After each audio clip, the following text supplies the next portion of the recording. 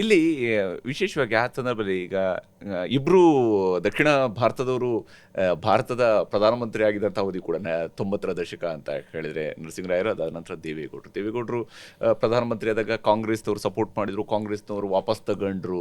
ಇವತ್ತು ಕೂಡ ದೇವೇಗೌಡರು ಅನೇಕ ಸಂದರ್ಭಗಳಲ್ಲಿ ಹೇಳ್ತಾ ಇರ್ತಾರೆ, ನನ್ನನ್ನು ಅಥವಾ ಕುಮಾರಸ್ವಾಮಿ ಅವರು ಹೇಳ್ತಾ ಇದ್ದಾರೆ, ನಮ್ಮ ಅಪ್ಪಂಗೆ ಮೋಸ ಮಾಡಿದಂಥವ್ರು ಯಾರು? ಕಾಂಗ್ರೆಸ್ನವರು ಅಲ್ವಾ? ಕಾಂಗ್ರೆಸ್ನವ್ರು ನಂಬಿಸಿ ಮೋಸ ಮಾಡಿದವರಲ್ವಾ? ಸನ್ಮಾನ್ಯ ದೇವೇಗೌಡರು ಭಾಳ ಹಿರಿಯರು. ನಾನು ಟಿಪ್ಪಣಿ ಮಾಡೋದು ಸರಿ ಇರಲ್ಲ. ನಾನು ಹತ್ರದಲ್ಲಿ ಇದ್ದವ್ರಿಂದ ಸಾಕ್ಷಿ ಇದ್ದೀನಿ ಕೆಲವುದಕ್ಕೆ, ಅದನ್ನು ಹೇಳೋಕ್ಕೆ ಇಚ್ಛೆ ಬೀಳ್ತಾನೆ. ದೇವೇಗೌಡರು ಹೊಳೆ ನರಸೀಪುರದಿಂದ ಬಂದವರು. ಹೌದು, ಅಲ್ಲಿ ರಾಜಕಾರಣ ಡೆಲ್ಲಿನಲ್ಲಿ ಆಗೋದಿಲ್ಲ. ಸೀತಾರಾಮ್ ಕೇಸರಿ ಅಂತ ಮುದ್ಕಪ್ಪ, 80 ವರ್ಷದ ಮುದ್ಕ, ಅವ್ರ ಮೇಲೆ ನೀವು ಕ್ರಿಮಿನಲ್ ಕೇಸ್ ಹಾಕಿದ್ರೆ ಬಿಡ್ತಾರೆ ಮುದ್ಕಪ್ಪ? ಒಂದು ಇನ್ಸಿಡೆಂಟ್ ಹೇಳ್ತೀನಿ ಭಾಳ ಇದಾಗಿ. ದೇವೇಗೌಡರೆಲ್ಲ ಒಂದು ಕಡೆ ಭಾಷಣ ಮಾಡ್ಬಿಟ್ರು, I am a street fighter ಅಂತ. ಮುದ್ಕಪ್ಪ ನನ್ನನ್ನು ಕಾಯ್ತಾ ಇದ್ರು, ಮೀಡಿಯಾದವ್ರು ಯಾವಾಗಲೂ ಅವ್ರ ಜೊತೆ ಇರೋರು. ಹರಿದಾಸ್ ಕ್ಯಾ ಬೋಲ್, ಹರಿದಾಸ್ ಅಂತ ಕರೀತಾರೆ. ಕ್ಯಾ ಬೋಲ್ ರहा है तुम्हारा देवेगौड़ा? क्या बोला चाचा अंदे? वो बोलता है मैं फ्रीडम स्ट्रीट फाइटर. उसको जाके बोला, ಅವ್ರಿಗೆ ಹೋಗಿ ಹೇಳಿ ನೀನು, ಅವನು ಸ್ಟ್ರೀಟ್ ಫೈಟರ್ ಆದರೆ ನಾನು ಫ್ರೀಡಮ್ ಫೈಟರ್, ನಾನು ಅದಕ್ಕೆಲ್ಲ ಭಯಬೀಳೋದಿಲ್ಲ ಅಂತ ಹೇಳಿ ಹೋಗುವಂತ. ಯಾವಾಗ ಈ ಸಣ್ಣ ಸಣ್ಣ ಕೇಸ್ಗಳು ಹಾಕೋಕ್ಕೆ ಶುರು ಮಾಡಿದ್ರು, ಆ ಮುದ್ಕಪ್ಪನೂ ಇದಾಗ್ಬಿಟ್ರು, ಸಿಟ್ ಮಾಡಿಕೊಂಡು ಮಾಡಿದ್ರೆ ವಿನಃ ಅದು ಎರಡು ಕಡೆಯಿಂದನೂ ಆಗಿದೆ. ಅವ್ರು ತೆಗಿಬೇಕು ಅಂತ ತೆಗಿಲಿಲ್ಲ, ಅವ್ರು ಮಾಡಬೇಕು ಅಂದಾಗ ಮಾಡಿದಾಗ ಚೆನ್ನಾಗಿತ್ತಾ? ಇವತ್ತು ಅದು ಕಾಂಗ್ರೆಸ್ ಅವರೇ ನಮ್ಮನ್ನು ತೆಗೆದ್ರು ಅವಮಾನ ಮಾಡೋದು ಅನ್ನೋದೆಲ್ಲ ತಪ್ಪದು. ಅದು ನಾನು ಸಾಕ್ಷಿ ಅದಕ್ಕೆ.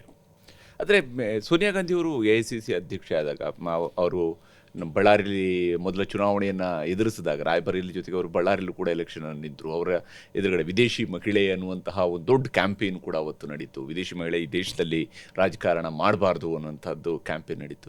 ಈ ಎಲ್ಲ ಕಾಲಘಟ್ಟದಲ್ಲಿ ಕಾಂಗ್ರೆಸ್ ಹೇಗೆ ಅದನ್ನು ಎದುರಿಸ್ತಾ ಬಂದಿತ್ತು? ಯಾಕಂದರೆ ನೀವು ಮಾತ್ರ, ಯಾಕಂದರೆ ಇವರೆಲ್ಲರಿಗೂ ಹತ್ತಿರದಲ್ಲಿ ನೋಡಿದ ಕಾರಣದಿಂದಾಗಿ ನಿಮ್ಮ ಹತ್ರ ಅದ್ರ ಬಗ್ಗೆ ಇಲ್ಲ.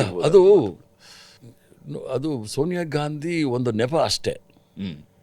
ಜವಾಹರ್ಲಾಲ್ ನೆಹರು ಈ ದೇಶಕ್ಕೆ ಕೊಡುಗೆ ಇದೆ ನೋಡಿ, ಯಾರೂ ಅಲ್ಗೆಳೆಯೋಂಗಿಲ್ಲ.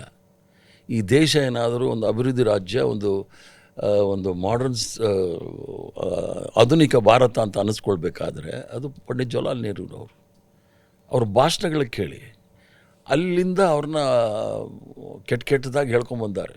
ಏನೇನೋ ಸಂಬಂಧ ಇಲ್ಲದೆ ಇರೋದೆಲ್ಲ. ಮೌಂಟ್ ಬ್ಯಾಟನ್ ಹೆಂಡ್ತಿ ಸ್ಕೂಲಲ್ಲಿದ್ಲು ಪಂಡಿತ್ ಜವಾಹರ್ಲಾಲ್ ನೆಹರು ಇದಾಗಿದ್ದಾಗ, ಅವ್ರ ಕಾಲೇಜ್ ಡಿಗ್ರಿಗಳಲ್ಲಿದ್ದಾಗ ಏನೇನೋ ಕಲ್ಪನೆ ಮಾಡಿಕೊಂಡು ಡ್ಯಾಮೇಜ್ ಮಾಡ್ಕೊಂಡು ಬಂದರು. ಅದನ್ನು ಕಂಟಿನ್ಯೂ ಮಾಡಿ ಸೋನಿಯಾ ಗಾಂಧಿಯವ್ರಿಗೆ ಬಂದಿದ್ದಾರೆ. ಬೇರೆ ಏನೂ ಇಲ್ಲ. ಅವ್ರಿಗೆ ಈ ದೇಶದ ಸಂವಿಧಾನವನ್ನು ನೆಹರು, ಅಂಬೇಡ್ಕರು, ಗಾಂಧಿ ಎಲ್ಲ ಕೊಟ್ಟಿದ್ದಾರೆ. ಬಿಡಿ, ಸೋನಿಯಾ ಗಾಂಧಿ ನೆಹರು ಬಿಟ್ಬಿಡಿ, ಗಾಂಧಿನ ಯಾಕೆ ಕೊಲ್ಲಬೇಕು? ಗಾಂಧಿನ ಕೊಂದವ್ರ ಜನ ಸೋನಿಯಾ ಗಾಂಧಿ ಇಲ್ಲ ಏನಾರು ಅವ್ರಿಗೆಲ್ಲ ಬಿಡ್ತಾರೆ? ಅಂದರೆ ಪ್ರಯತ್ನ ಮಾಡಿದ್ರು, ಈಗಲೂ ಪ್ರಯತ್ನ ನಡೀತಾನೆ ಇದೆ ಮಹಾತ್ಮ ಗಾಂಧಿಗೆ ಮಸಿ ಬಳಿಯಕ್ಕೆ. ನೆಹರುವಿಗೆ ಸಕ್ಸಸ್ಫುಲ್ ಆದರು ಮಸಿ ಬಳಿಲಿಕ್ಕೆ, ಯಾಕಂದರೆ ಅಧಿಕಾರದಲ್ಲಿದ್ದರಲ್ಲ, ಜನ ಈಸಿಯಾಗಿ ನಂಬ್ತಾರೆ ಅಧಿಕಾರದಲ್ಲಿ ವಿರುದ್ಧ ಮಾತಾಡಿದಾಗ. ಅದನ್ನು ಸೋನಿಯಾ ಗಾಂಧಿಯವ್ರಿಗೂ ಬಂದರು, ಸೋನಿಯಾ ಗಾಂಧಿನೂ ಬಗಲಿಲ್ಲ. ಆ ಥರ ಏನಾದರೂ ಇದ್ದರೆ ಇಷ್ಟು ವರ್ಷ ಬಿಡ್ತಾ ಇದ್ದಾರೆ. ಅದು ಈ ನರೇಂದ್ರ ಮೋದಿ ಯಾವತ್ತೋ ಜೈಲಿಗೆ ಹಾಕ್ಬಿಟ್ಟಿರೋರು, ಅವ್ರಿಗೆ ಏನೂ ಸಿಗ್ತಾ ಇಲ್ಲ, ಈ ಥರದ ಆರೋಪಗಳನ್ನ ಮಾಡೋದು.